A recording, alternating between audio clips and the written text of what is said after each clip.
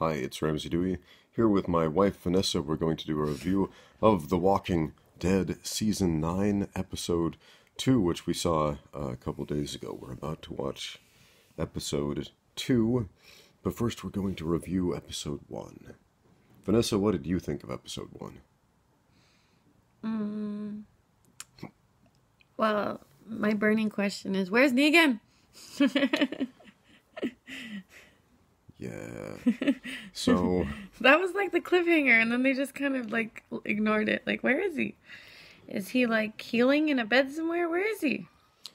I think the implication is that he's in a cage somewhere, but yeah. Well, just show us at least one scene of him. Yeah, that's a good point. I personally wanted to have some sort of resolution as of where is he, what's he doing, what's Negan up to. Well, actually, I was so kind of sick of the Negan storyline for like, how many seasons? Was it like 2 or 3 seasons? But now it's weird, but it's like, I remember how it's actually interesting when he's on the screen. It makes the scene interesting, even though I was kind of sick of Negan. Yeah, and with all the talking and jibber jabber that went on in this episode, it wouldn't have hurt to have some jibber jabber between say Negan and Rick, like, oh, I'll get you for this, Rick, or I don't know, just whatever he might have said. We want some closure, man. So Gregory, they killed him at the end. It's about time, I say. It's about time. They should have done that 12 seasons ago. What? The Walking Dead doesn't have 12 seasons yet? Yeah. That's how much we hated Gregory and wanted him to go. Yeah, he was annoying and useless. But Why? I guess his point in existence was to just make Maggie look so much cooler of a leader, because, like, look what the Hilltop had before Maggie. It was this, like, little Weasley of a man. And so it just made her look like, yeah, she's the one for the job. Do we even care about Maggie at this point?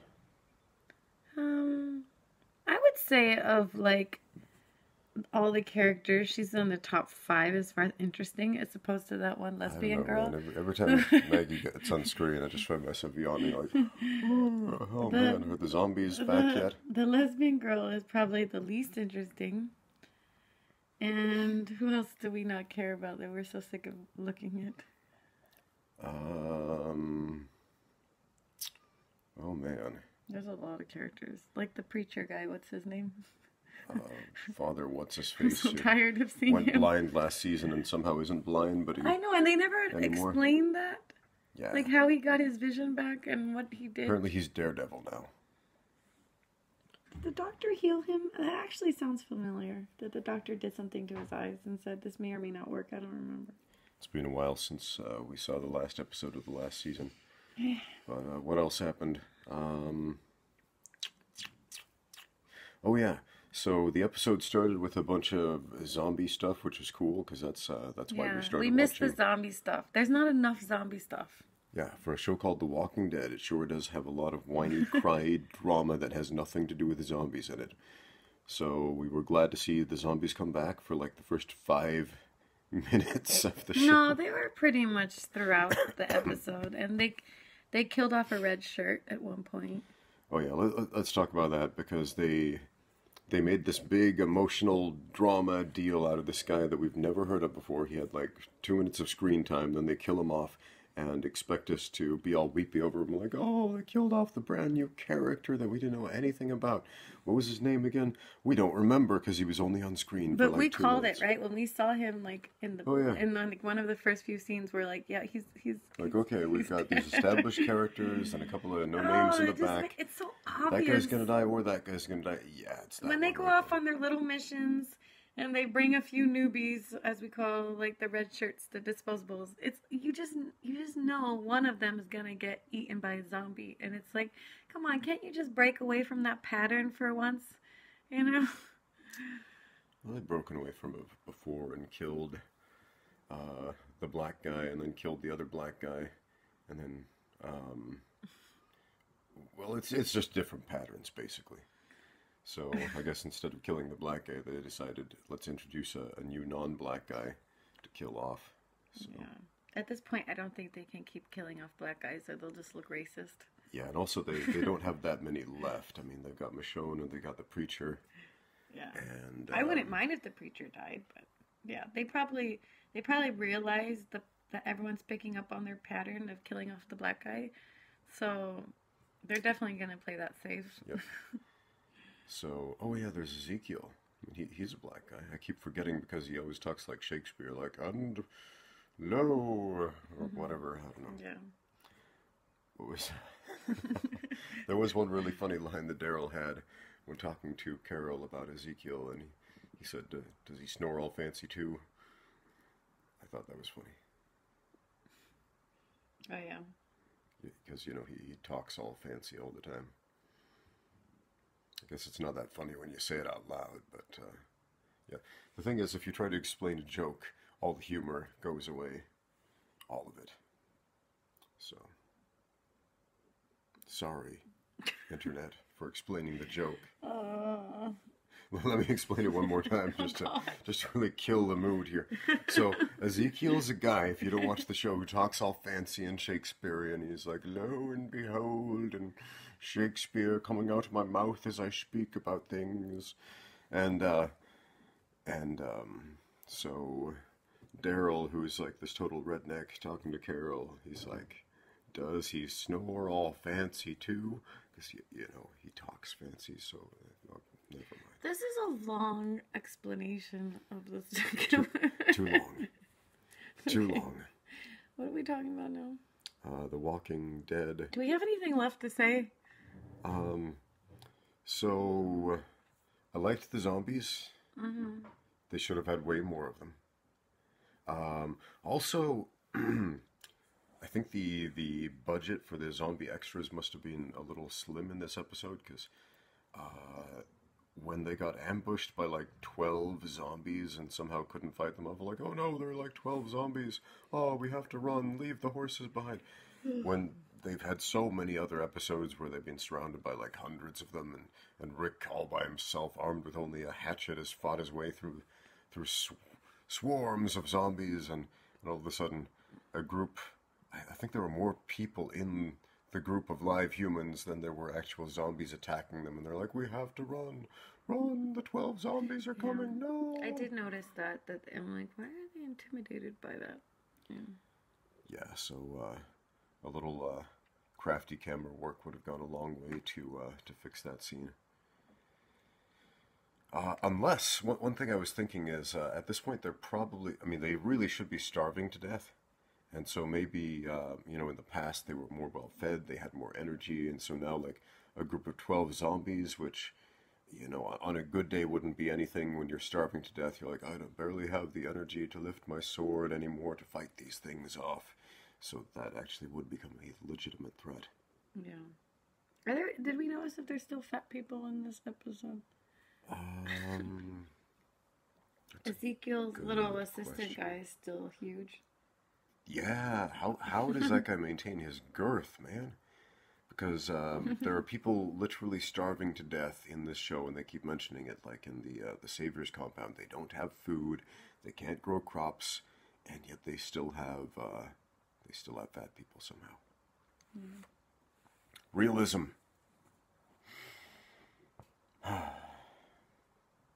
Well, anything else we want to say about The Walking Dead?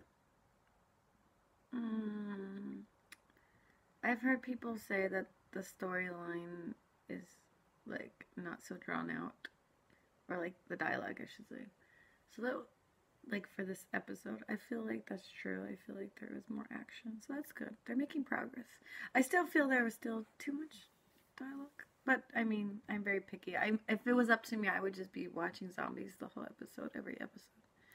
But I'm not really big on like this, like the dialogue. That's just not my personality. I'm like here for the zombies, mostly just zombies. Yeah. And I don't care about all the romance. It's so dumb. Like, don't show me everyone in bed and how they're this and that relationship. Yeah, there's no kissing on television, guys. I just want to see zombies eat people. It's exciting for me. I must be sick. That is the whole purpose of zombies, man. Actually, I still remember the best scene in The Walking Dead is the first episode of the whole stupid show. Man, that first episode was cool. Where it's like the zombies at the door, and that was so creepy. We And should go back and watch that amazing feeling. I want that creepy zombie amazing feeling to happen again. That was like when I was like hooked to the show. It was like that first moment. And I was like, this is so awesome. And then there was a few seasons where I'm like, why am I watching this? Why? I hate you. Yes. Yeah, for the longest time, the show followed the format of everybody would get cooped up in some sort of place like the farm or the prison or the wherever, and they'd camp out there, and then nothing would happen for most of the season, and then they'd have some little twist at the end where I have to say I'm really excited the fact that Coral's not in the show anymore. Oh yeah, Coral. I barely even noticed he was gone, man. It is awesome. Coral. Coral and his little girlfriend. Well, the girlfriend's around, but yeah, but she didn't have much screen time. Did they even show her this episode? I think they did. Like she was helping out with the wagon, maybe. And what was up with that wagon? Okay, let's talk about that wagon for a minute. They risked life and limb to get like an old-timey wagon, and their reasoning was so that we can learn from the past to make innovations for the future or something like that. Okay. Go to like a U-Haul, because they're all over America. Get a U-Haul trailer, because those things are way sturdier. Way better than a 18th century covered wagon. And can you hook it up to a horse? Because they don't got gas anymore. Yeah, you can hook those up to a horse. I mean, you can solder a hitch to anything, man. Right. I used to work at a U-Haul. But I mean, you can a horse really pull that kind of weight? Except for a Ford Explorer. Unless you have like a team of horses. Because U-Haul has a policy against that. We're confusing everybody. We're talking at the same time. I don't think a horse can pull the weight of a U-Haul trailer. A U-Haul trailer is lighter than a covered wagon. Really? Because it's made out of aluminum. It's not made out of wood. Okay, the wheels are made out of rubber. They're not made out of wood and metal. Okay. It is lighter. It is sturdier. Just go to a U-Haul.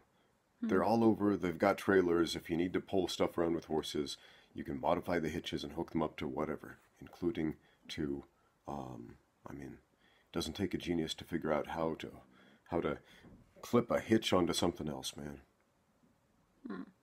I say that as a guy who used to hook up hitches to stuff at U-Haul. All right. So that was a frustrating scene to watch. Covered wagon, man. And the canoe, like, why did they go to a museum to get an ancient canoe? So we can learn from the past to make canoes. Or yeah, it's like there's no other canoes around that are modern and usable.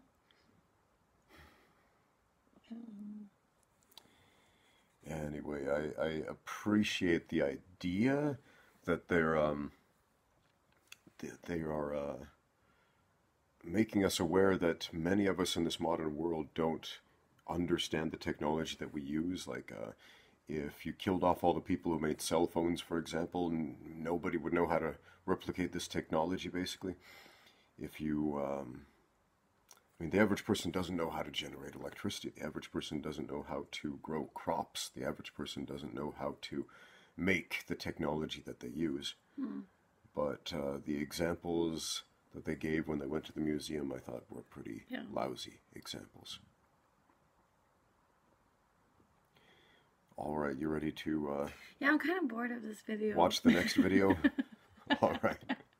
Super boring video. It started off good. I feel like we're now boring people. Let's just stop. Yeah, but I just got to say there are not enough angry reviews of The Walking Dead online, because every single one we've watched so far... This was not an angry review. This was a unbiased... Yeah. What's the word? It's way angrier than any of the others we just saw, because we were just looking through the internet watching a couple of reviews, and everybody was like, I loved every little detail of every little thing of this episode, and all the throwbacks and Easter eggs and whatever. It's definitely better than it has been in a while. I mean, the Negan was more interesting, but at some point it was just like so impossible. Like, Negan is impossible. He's like that big boss of the big boss of the big boss that you just can't kill. And it was just like, yeah, it was like at one point you're just like, okay, we're done. Just kill him, okay? But at the same time, he made it interesting. Because there were some seasons where I'm just like, nothing is happening. Yeah, so this one, there's something's happening. Something's happening, but we don't know what yet. And I yet. like that Maggie's standing up to Rick, because, Yeah, I think they're trying to frame Maggie as like the new I kind of like Maggie. I know you don't really like her, but I like her a little bit. I like her. Sometimes I think Rick makes stupid decisions. Rick makes lots of stupid decisions. And it's like, everyone's like, oh, Rick can't do any wrong. I think every character in this show nobody is exempt from making stupid decisions. Like, when I watch this show, we both start screaming at the screen, like, no, why are you doing those stupid things? Yeah. But it's a love-hate relationship. Yeah, I think everyone's pretty much pissed me off in the show except for Daryl. So Daryl's pretty much a victim of circumstance, I would say. I think just Daryl just needs to get more screen time, and then everyone will be happy. Daryl and zombies. So why don't we just have a montage of Daryl killing zombies? And saying great one-liners like, does he snore fancy too? Anyway, you ready to see the next episode? Sure. All right, thanks for watching.